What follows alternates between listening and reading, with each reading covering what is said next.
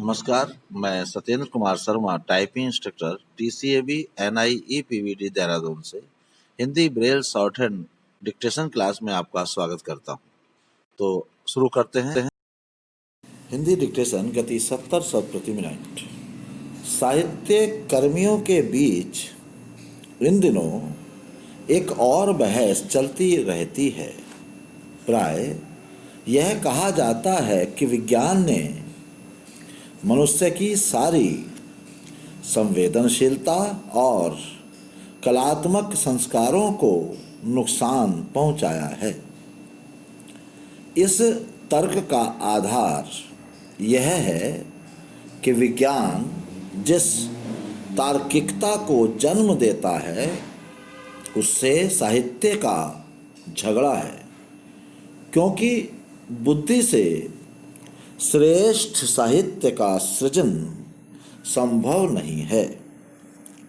विज्ञान के खतरों से प्राय पंडित, मुल्ला मौलवी, पादरी और दूसरे बहुत से लोग सावधान करते हैं।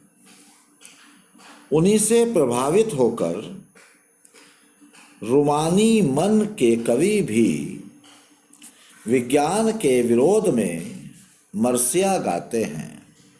वस्तुतः रचना धर्मिता और विज्ञान की कोई शत्रुता नहीं है। साहित्य और विज्ञान मनुष्य के मित्र हैं।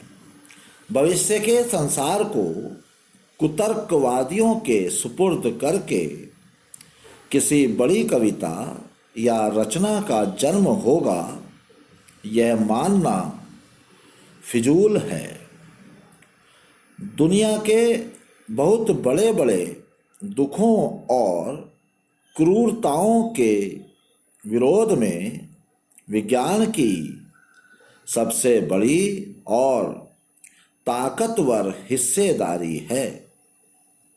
मनुष्य की सैकड़ों मूर्खताओं से मुक्ति दिलाने में उसकी लाभदायक भूमिका है। वस्तुतः बात यह हुई है कि विज्ञान की सारी बुद्धियां मानव विरोधी शक्तियों के हाथ में चली गई हैं। विज्ञान को नैतिक शक्तियों और मानवीय स्पर्श से जोड़ते ही हमें लगने लगेगा कि वह साहित्य के प्रतिपक्ष नहीं है। इसलिए हमारी निराशा का कारण विज्ञान नहीं होना चाहिए। प्रिंटिंग प्रेस का कागज विज्ञान की देन है। जब तक मुद्रण की व्यवस्था नहीं थी, पहले साहित्य का सृजन प्राय पद्य में ही होता था। अब गद्य में साहित्य इतना विकसित हो गया है कि पत्र पत्रिकाएं गद्य से ही भरी रहती हैं। साहित्य को अनेक विधाएं विज्ञान के कारण ही मिल सकी हैं। पहले की रचनाओं के कहानी, उपन्यास, नाटक, जीवनी, कविता आदि का मिश्रण रहता था। विज्ञान ने इन सब को अलग रूप तो प्रदान किया ही है। आलोचना तथा निबंध विज्ञान के इस आधुनिक युग में ही विकसित हुए हैं।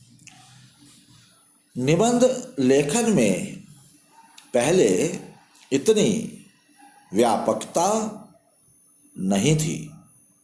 किसी लेखक के निबंध एक पुस्तक का आकार यदा कदा ही ले पाते थे। आज निबंध कला अपने सर्वोच्च शिखर पर बैठी हुई है। आलोचना का क्षेत्र पहले टीका टिप्पणियों तक सीमित था। आज आलोचना इतनी विस्तृत तथा व्यापक हो गई है कि कुछ लोग साहित्य के भले या बुरे की पहचान आलोचना से ही करते हैं। वैज्ञानिक युग के प्रारंभ होने के पूर्व प्राय प्रबंध रचनाओं का ही अधिक बोलबाला था। सामान्यतया महाकाव्य या खंड काव्य लिखने की प्रथा थी। अब अधिक व्यस्त रहने के कारण लोगों के पास प्रबंध रचनाओं को पढ़ने का समय नहीं रह गया है।